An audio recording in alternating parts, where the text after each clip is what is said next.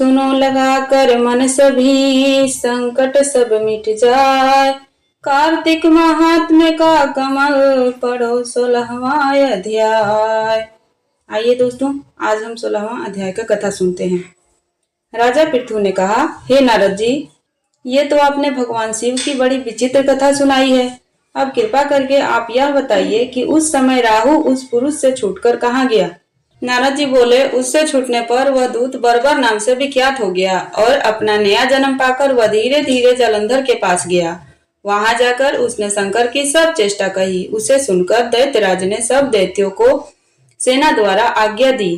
कालनेमी और सुम निसुम आदि सभी महाबली दैत्य तैयार होने लगे। एक से एक महाबली दैत्य करोड़ों करोड़ों की संख्या में निकल युद्ध के लिए जुट पड़े।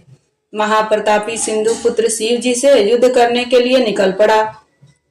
आकाश में मेघ छा गए और बहुत अपशकुन होने लगे।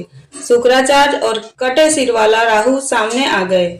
उसी समय जलंधर का मुकुट खिसक गया, परंतु वह नहीं रुका। उधर इंद्रादिक सब देवताओं ने कैलाश पर शिव जी के पास पहुंचकर सब वृतांत सुनाया और यह भी कहा कि आपने जलंधर से युद्ध करने के लिए भगवान विष्णु को भेजा था। वह उसके वशवर्ती हो गए हैं और विष्णु जी लक्ष्मी सहित जलंधर के अधीन हो उनके घर में निवास करते हैं। अब देवताओं को भी वहीं रहना पड़ता है। अब वह बलिसागर पुत्र आपसे युद्ध करने आ रहा है, अतएव आप उसे मारकर हम सबकी रक्षा कीजिए। यह सुनकर शंकर जी ने विष्णु जी को बुलाकर पूछा, हे ऋषिकेश, युद्ध में आपने जालंधर का संहार क्यों नहीं किया और वैकुंठ छोड़ आप उसके घर में कैसे चले गए। यह सुनकर विष्णु जी ने हाथ जोड़कर नम्रता पूर्वक भगवान शंकर से कहा, उसे आपका अंशी और लक्ष्मी का भ्राता होने के कारण ही मैंने नहीं मारा है। यह बड़ा वीर और देवताओं से अजय है। इसी पर मुग्ध होकर मैं उसके घर में निवास करने लगा हूँ।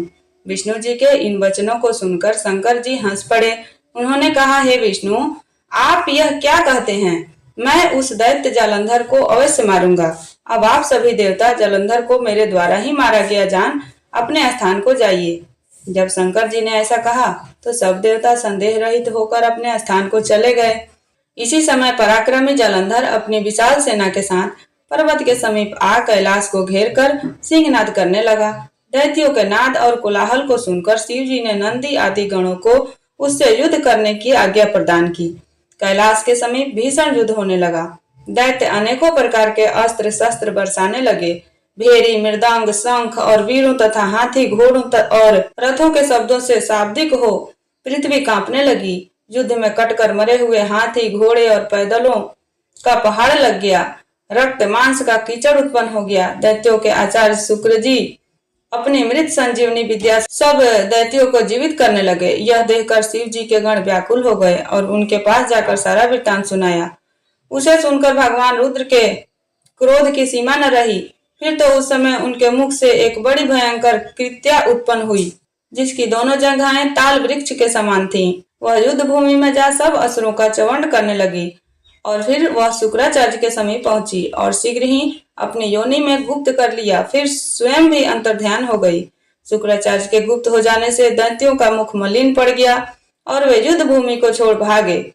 इस पर सुम निसुम और कालनेमी आदि सेनापतियों ने अपने भागते हुए वीरों को रोका।